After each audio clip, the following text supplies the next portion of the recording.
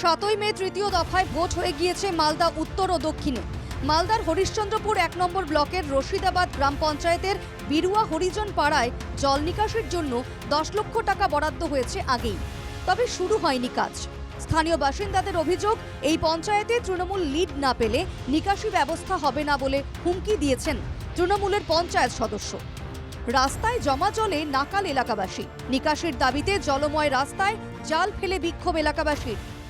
এবার মেম্বারকে গিয়ে বললাম, মেম্বার আমাকে বললো কি, তোমরা আমাকে ভোট দাওনি।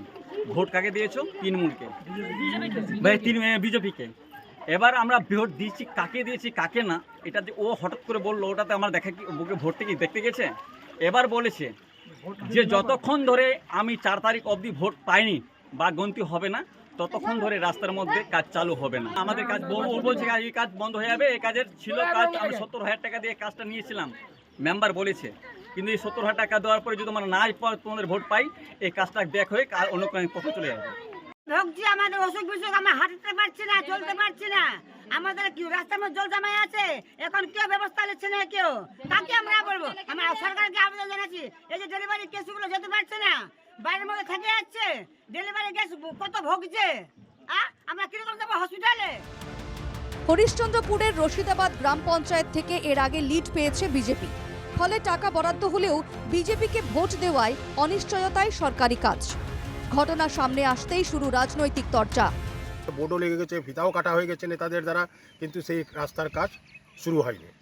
অথচ সেখানকার তৃণমূলের গ্রাম পঞ্চায়েতের সদস্য, পাস করা সদস্য, তিনি নাকি মন্তব্য করেছেন যে হরিজন পরিবারের যারা বসবাস করছে যে এলাকাতে, সেখানটায় নাকি উন্নয়ন করা হবে না, কোনো উন্নয়নের কাজ হবে না। তার কারণ হচ্ছে তারা নাকি বিজেপিকে ভোট দিয়েছে।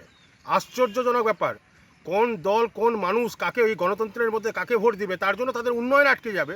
টাকাটা তো কোনো পঞ্চায়েত সদস্যর নয়, টাকাটা হচ্ছে সরকারের। নিকাশির কাজের সাথে এলাকায় লিড পাওয়ার কোনো সম্পর্ক নেই দাবি তৃণমূলের। 4 তারিখের পরে কাজ শুরু হয়ে যাবে। আমি ঠিকাদারের সাথে কথা বললাম, কাজ হয়ে যাবে, কাজ শুরু করে দেবে। কিন্তু আমরা কোনো জাতপাত দেখে কাজ করি না। আমরা উন্নয়ন, মমতা ব্যানার্জি উন্নয়ন, সবাই সব জায়গায় উন্নয়ন।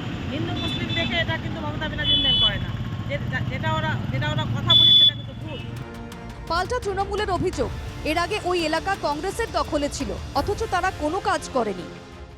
আজকে মকদমপুর অঞ্চলের টেংরিয়াপাড়া গ্রামে একটা জল নিকাশি নিয়ে সমস্যা হয়। সেখানটায় আমরা সেটা খবর পেলাম। আগের পঞ্চায়েত ছিল কংগ্রেসের, ওখানকার প্রধান ছিল কংগ্রেসের, তারা কোনো কাজ করেনি। আমাদের সবে 8 মাস বসা হয়েছে, আমাদের পঞ্চায়েত সমিতিও ছিল না। আমরা পঞ্চায়েত এবং পঞ্চায়েত সমিতি পেয়েছি, আমরা ওটা দ্রুত ব্যবস্থা করব। ওরা 5 বছরে যেটা করতে পারেনি, আমাদের সবে 8 মাস হয়েছে, এটা প্রথম বর্ষা হলো। আগামীতে বর্ষার মধ্যে সেই কাজটা আমরা দ্রুত সেরে ফেলার চেষ্টা করব। বর্তমানে নিকাশি সেখানে ব্যবস্থাটা নেই, নিকাশির জন্য ড্রেন করতে হবে। এটা তো হঠাৎ মাত্র 7-8 মাস আগের ঘটনা। পঞ্চায়েত বিরোধীদের ছিল 1 বছর আগে, এবং এখানকার এমএলএ শাসক দলের, বর্তমান পঞ্চায়েত হচ্ছে শাসক দলের, জেলা পরিষদ শাসক দলের, পঞ্চায়েত সমিতি শাসক দলের। ওরা এখন কাজ করুক, এলাকায় উন্নয়ন করুক। বিরুয়া হরিজন পাড়ায় প্রায় 40টি হরিজন পরিবারের বাস, অথচ উন্নয়নের ছোঁয়া পাননি বলেই অভিযোগ এলাকার বাসিন্দাদের। রাজনৈতিক চাপানুতরে প্রশ্নের মুখে হরিজন পাড়ার উন্নয়ন। মালদা থেকে নারায়ণ সরকারের রিপোর্ট, NKTV বাংলা।